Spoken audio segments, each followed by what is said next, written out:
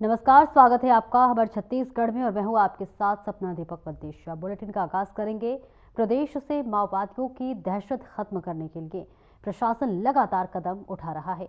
जो माओवादी आत्मसमर्पण कर एक नया जीवन जो है वो शुरू करना चाहते हैं, प्रशासन उन्हें मुख्य धारा में जोड़ रहा है और जो प्रशासन का सहयोग नहीं कर रहे हैं उन्हें पुलिस और सुरक्षा बल सबक भी सिखा रही है। इसी कड़ी में दक्षिण बस्तर में सुरक्षा बलों ने कई माओवादियों को मार गिराया। रिपोर्ट देखिए।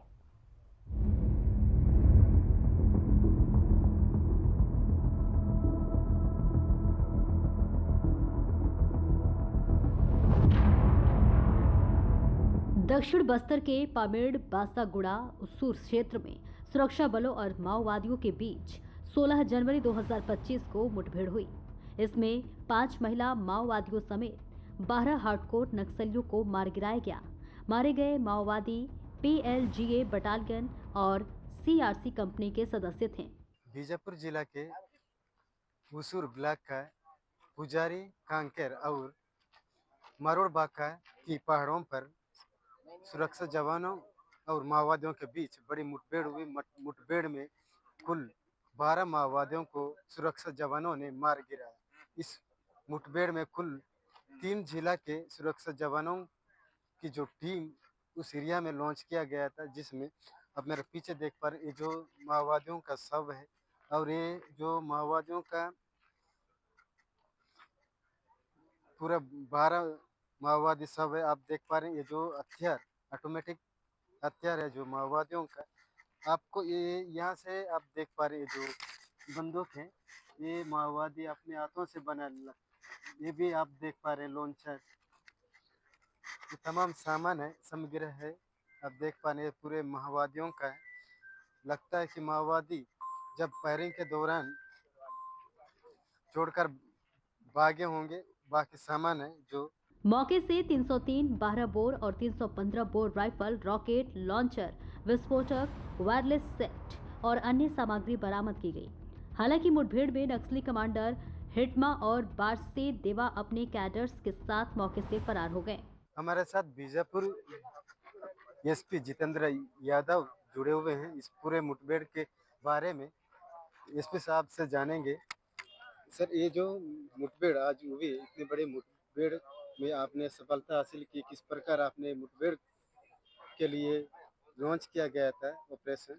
देखिए, इसमें तीनों जिलों की डीआरजी संयुक्त फोर्स थी, दंतेवाड़ा, बीजापुर और सुकमा की, और साथ में एसटीएफ और सीआरपीएफ और कोबरा की टीमें थी।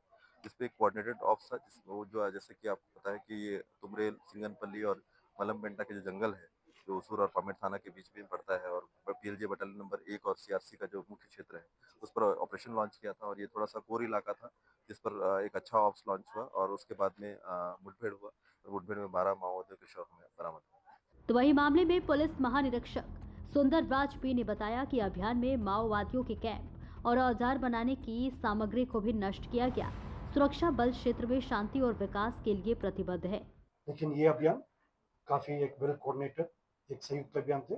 इसमें डीआरजी सभी तीनों जिला का, एसटीएफ, कोबरा यूनिट्स का और सीआरपीएफ बल का, सभी फोर्सेस का बेहतरीन तालमेल के साथ, बेहतरीन रणनीति के साथ ये अभियान को एग्जीक्यूट किए गए थे, जिसके परिणाम भी सकारात्मक रहा। मुठभेड़ के दौरान जो पीएलजी बटालियन नंबर 1 सीआरसी का फॉर्मेशन, ये माननीय जितना भी माओवादी संगठन का जो सदस्य है वो जंगल कार लेकर भागने को मजबूर हुआ। आमतौर पर इस क्षेत्र में कभी भी मुठभेड़ होते जो काफी सुरक्षा बल को नुकसान पहुंचाने का उनको इरादा रहते, लेकिन इस मुठभेड़ के दौरान वो जंगल कार लेकर चित्र हुई। इससे प्रतीत हो रहा है उनके आधार क्षेत्र काफी हद तक कमजोर हुआ। उनके पीएलजे संगठन का जो ताकत है काफी हद तक कमजोर हुआ और क्षेत्र में जनता के किसी प्रकार का सहयोग उनके प्राप्त नहीं हो रहा है। और जैसे भारत सरकार और छत्तीसगढ़ शासन की मंशा है बहुत जल्दी इस इलाके में नक्सल गतिविधि को समाप्त करना है, उसी दिशा में हम मजबूती से आगे बढ़ रहे हैं। विगत दिनों में माओवादी द्वारा एक साजिश के तहत हमारा सुरक्षा बल की सदस्यों को नुकसान पहुंचाने के लिए आईडी ब्लास्ट की घटना का अंजाम दी गई थी, लेकिन उसके बावजूद हमारा बल सदस्य का काफ़ी मजबूत मनोबल थे और स्पष्ट इरादे थे। उसी क्षेत्र की जनता की इच्छा भी थे। उसी अनुसार इलाके में एक वेल कोऑर्डिनेटेड एक अभियान संचालित की गई थी, जिसमें अभी शरारती की कार्रवाई जारी है, लेकिन प्रथम दृष्टया से प्राथमिक जितना भी हमारे पास जानकारी आ रहा है, ये PLJ बटालियन नंबर 1 और CRC जो कंपनी का अधिकतम सदस्य होने का चांस है। और वेपन के हिसाब से इस क्षेत्र में जो PGL का माओवादी द्वारा काफी बड़ी संख्या में। पुलिस लगातार प्रदेश से माओवादियों को खत्म करने के लिए कदम उठा रही है। जो माओवादी खुद आत्मसमर्पण कर रहे हैं, उन्हें मुख्य धारा से जोड़ा जा रहा है। जो क्षेत्र माओवादी क्षेत्र में दहशत का माहौल बनाए हुए हैं, उनके खिलाफ पुलिस लगातार कार्रवाई कर रही है। Bureau report.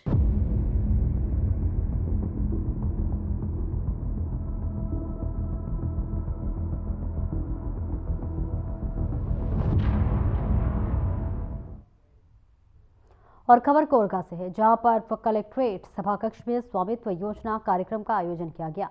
इस दौरान बतौर मुख्य अतिथि डिप्टी CM और जिले के प्रभारी मंत्री अरुण साव ने शिरकत की। साथ ही विशिष्ट अतिथि के रूप में विधायक कटघोरा प्रेमचंद पटेल शामिल हुए।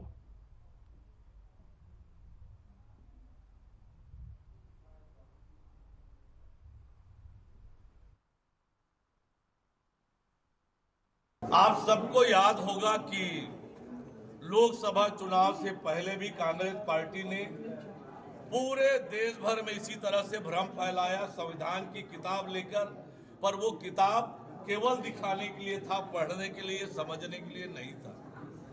राज्य में हमने जो आरक्षण किया है वो माननीय सर्वोच्च न्यायालय के निर्णय के अनुरूप किया है। देश के अनेक राज्यों में इसी पद्धति से अन्य पिछड़ा वर्ग को आरक्षण दिया गया है, चाहे वो मध्य प्रदेश हो, बिहार हो, उड़ीसा हो, ऐसे अनेक राज्यों में। और उन राज्यों में जो कुछ हुआ है उसका अध्ययन भी हमने किया है। उन राज्यों को अध्ययन करने के बाद अधिकतम लाभ अन्य पिछड़ा वर्ग को हो, ये हमने सुनिश्चित किया है। अन्य राज्यों की तुलना में हमारी प्रक्रिया, हमारी व्यवस्था अन्य राज्यों से अधिक पिछड़े वर्ग के हित में है। झारखंड की सरकार ने, कांग्रेस की समर्थन वाली सरकार थी झारखंड में, आयोग तो उन्होंने गठित किया पर उसकी रिपोर्ट नहीं आई। और ये कांग्रेस पार्टी बताए जो आरक्षण को लेकर हल्ला कर रहे हैं, वहां अन्य पिछड़ा वर्ग को कितना आरक्षण मिला जहां पर उनकी गठबंधन की सरकार है। मैं आपको बताना चाहता हूं कि अन्य पिछड़ा वर्ग के लिए वहां कोई आरक्षण नहीं हुआ। आरक्षण शून्य झारखंड में हुआ अन्य पिछड़ा वर्ग के लिए, जहां पर कांग्रेस की समर्थन वाली सरकार है। ये कांग्रेस के नेता अनावश्यक रूप से भ्रम फैला रहे हैं। आज ये मुद्दा विहीन है, आज इनके पास कोई मुद्दे नहीं है और इसलिए जनता के बीच भ्रम फैला रहे हैं। कांग्रेस की राजनीति 3 बातों पर हमेशा निर्भर रही है: भय, भ्रम और भ्रष्टाचार। ये 3 नीति कांग्रेस की रहती है। यहाँ भी ये भ्रम फैलाने का काम कर रहे हैं। छत्तीसगढ़ में जिस प्रकार का वातावरण ये बनाने की कोशिश कर रहे हैं वो छत्तीसगढ़ की जनता पसंद नहीं करती है और हमारी सरकार किसी भी स्थिति में प्रदेश में अव्यवस्था फैलने नहीं देगी। देखिए, हमारी सरकार ने हर एक इश्यू को पूरी संवेदनशीलता से लिया है। जहां तक पत्रकार की हत्या का विषय है, एक ऊर्जावान युवा पत्रकार की दुर्भाग्यजनक हत्या होती है, पर सरकार ने जिस तत्परता से उस मामले में कार्यवाही की, मुकेश चंद्राकर जी ने जो रिपोर्ट प्रकाशित की, सेम डे 25 दिसंबर को ही हमने उस मामले पर जांच समिति का गठन किया और घटना के बाद जिस प्रकार से त्वरित रूप से सभी अधिकारियों की गिरफ्तारी हुई, संबंधित ठेकेदार के खिलाफ कठोर से कठोर कार्यवाही हुई। और शक्तिबीर लोकार्पण एवं शिलान्यास के मौके पर कार्यक्रम का आयोजन किया गया, जिसमें CM विष्णुदेव साय ने भी शिरकत की। इस मौके पर CM ने शक्ति को विकास की सौगात दी है। चंद्रहासिनी माता की, नाथल दाई माई की, नाथल दाई माई की। आज शक्ति की इस भावन धरती में 170 करोड़ रुपए के विकास कार्यों का लोकार्पण और भूमि पूजन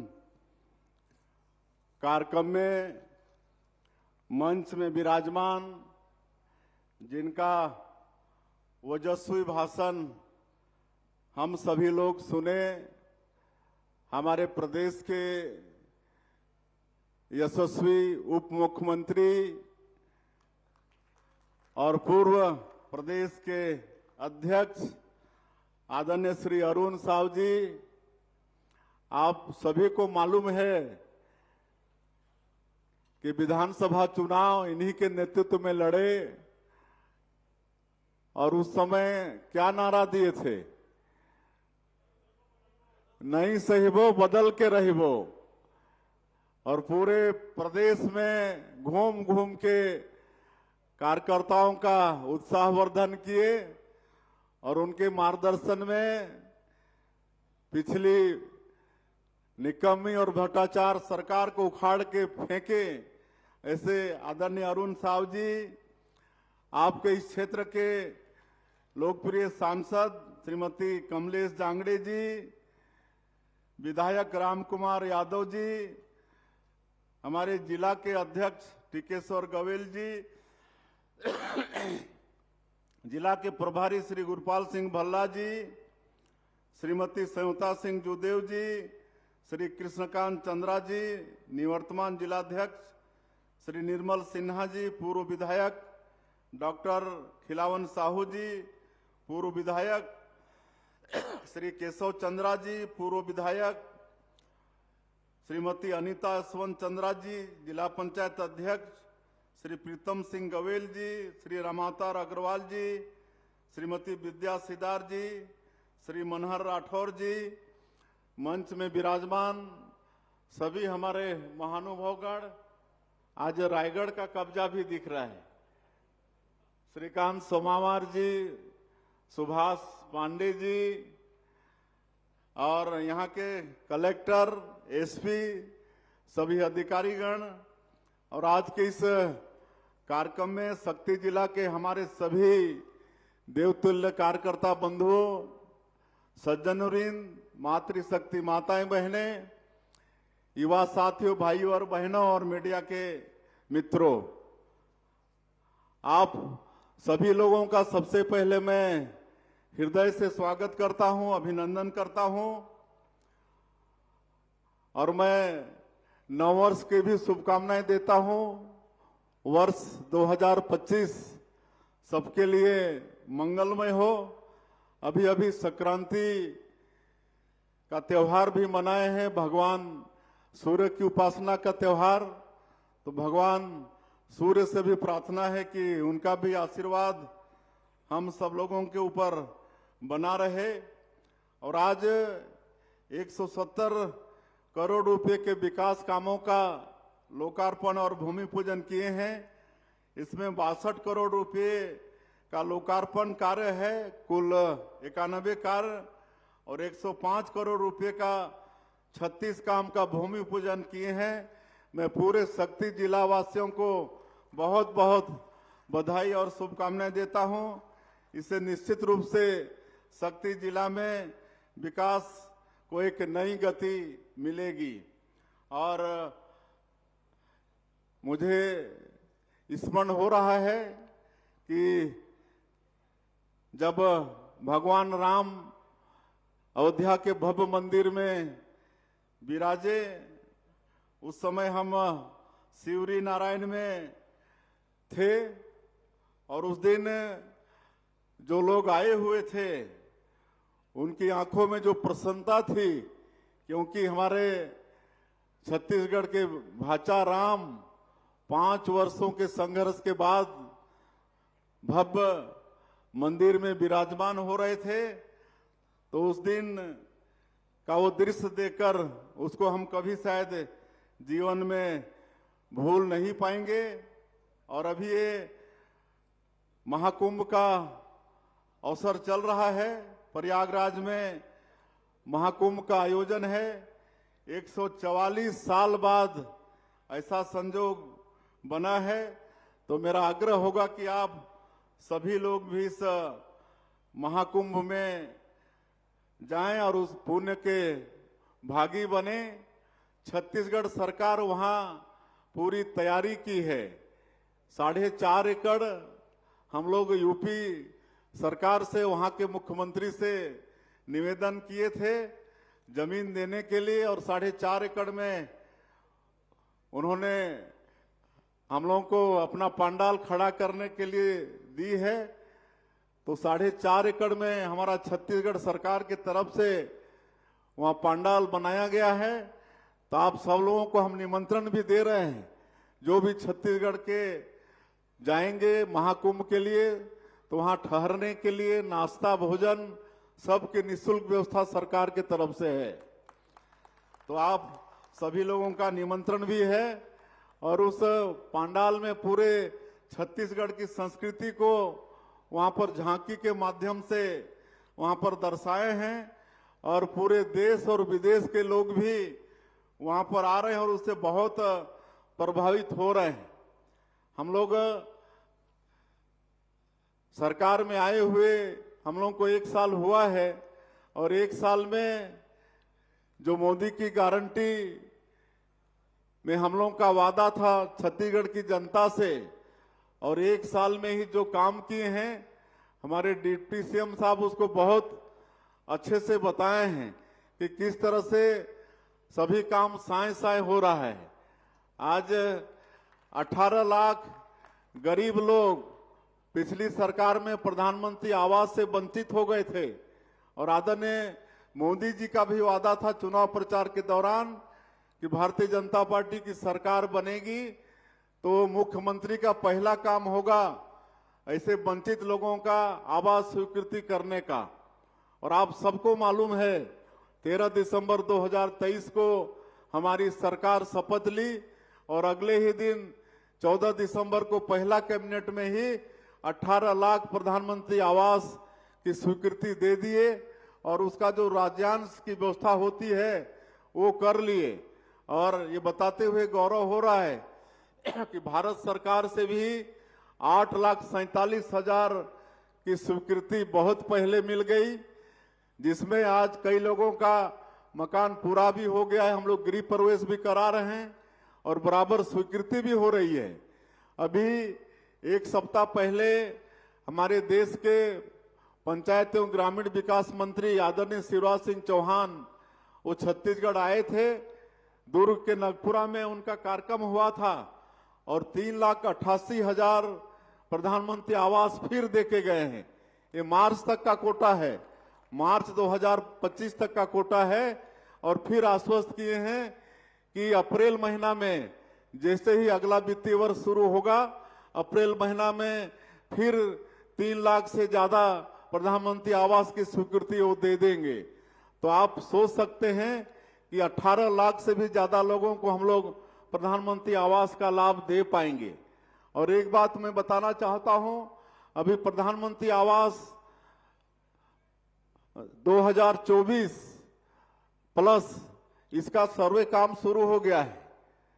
जो भी एससीसीसी 2011 और आवास प्लस इनका तो सब पूरा हो जाएगा, लेकिन इसके बाद भी कई लोगों को मकान की आवश्यकता होगी।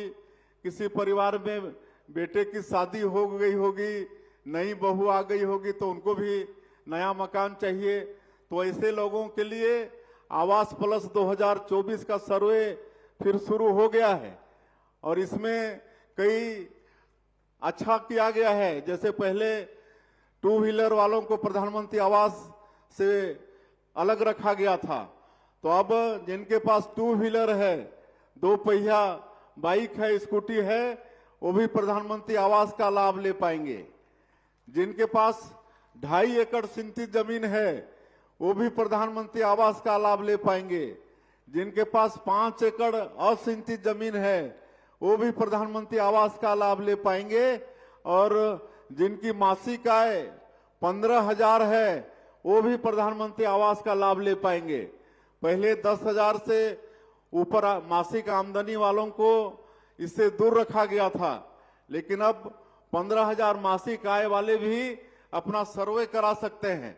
और सर्वे में एक चीज किया गया है, भारत सरकार एक ऐप डेवलप किया है। वो ऐप को आप अपने मोबाइल में डाउनलोड करिए, आधार कार्ड लॉगिन करिए तो एक फार्म आएगा। तो जो हम बताए जो ये पात्र की श्रेणी में आएंगे तो ये अपना सर्वे घर बैठे अपने मोबाइल से कर सकते हैं। कोई दफ्तर जाने की आवश्यकता नहीं पड़ेगी, ना कोई अधिकारी का इंतजार आपको करना नहीं पड़ेगा। आप अपने मोबाइल से ऐप डाउन करके अपना सर्वे स्वयं कर सकते हैं। तो ये आप लोग ख्याल रखिए, और जो भी पात्र व्यक्ति हैं वो अपना अपना पंजीयन करा लीजिए। सबको हमारे प्रधानमंत्री जी पक्का का आवास देने वाले हैं, और हम लोग किसानों का भी वादा पूरा किए हैं। 21 क्विंटल प्रति एकड़ धान खरीदे हैं, 3100 रुपया धान का कीमत दिए हैं। 145 लाख मीट्रिक टन धान पिछले साल खरीदे, अंतर की राशि को भी एक मुश्त दे दिए, 2 साल का बकाया बोनस भी दे दिए। इस साल भी 31 जनवरी तक धान खरीदेंगे, और मुझे पूरा उम्मीद है इस साल बारिश भी पूरे प्रदेश में अच्छी हुई है, तो जो पिछले साल का रिकॉर्ड है 145 लाख मीट्रिक टन का, उसको भी हम लोग इस साल पार करेंगे।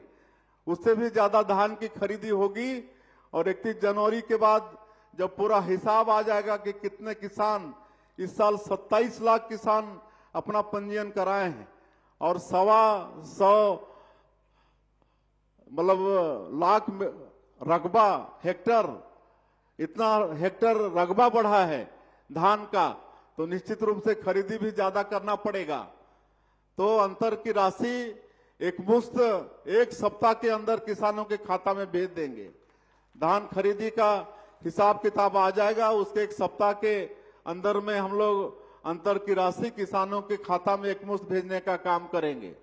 आज 70 लाख से ज्यादा माताओं के खाते में महतारी बंधन योजना का पैसा हर महीना भेज रहे हैं, और मुझे बड़ा खुशी होता है। अभी सारंगढ़ दानसारा की माताएं, जब हम बगिया गए थे अभी 1 सप्ताह पहले, तो वहां महिलाएं मिलने गई थी हमारी माताएं, और वो लोग, आप लोगों को शायद मालूम होगा कि वो लोग महतारी बंधन का पैसा चंदा करके अपने गांव में दानसरा में राम मंदिर बनवा रही हैं, राम मंदिर का निर्माण कर रही हैं। तो ये सब काम ये महतारी बंधन योजना के पैसे से हमारी माताएं कर रही हैं। तो रामलला दर्शन योजना, इसमें 20,000 से ज्यादा राम भक्त भगवान राम का दर्शन करके आ चुके हैं। तेंदू पत्ता का कीमत भी बढ़ाए हैं, 4,000 से 5,500 प्रति मानक बोरा, उसका बोनस भी हम लोग वितरण करना शुरू कर दिए हैं। तो ये सारा जो मोदी की गारंटी में था वो सब काम को हम लोग किए हैं, बाकी को भी और हम लोग करने वाले हैं। और आज एक और मोदी की गारंटी को आपके छत्तीसगढ़ की धरती से पूरा करने जा रहे हैं। मोदी की गारंटी में एक वादा हमारे प्रदेश के जो भूमिहीन हैं उनसे भी था, जिनके पास स्वयं की जमीन नहीं है तो उनको प्रति महीना 10,000 रुपया देंगे, ऐसा मोदी की गारंटी में हम लोगों का वादा था। तो आज मैं प्रदेश के मुख्यमंत्री के नाते शक्ति की इस पावन धरा से, इस मंच से आज मैं घोषणा कर रहा हूं कि प्रदेश के कुल 5,62,112 हितग्राही हैं जिनके पास स्वयं की जमीन नहीं है, भूमिहीन है। ऐसे लोगों को बहुत जल्दी। फिलहाल इस बुलेटिन में इतना ही। नमस्कार।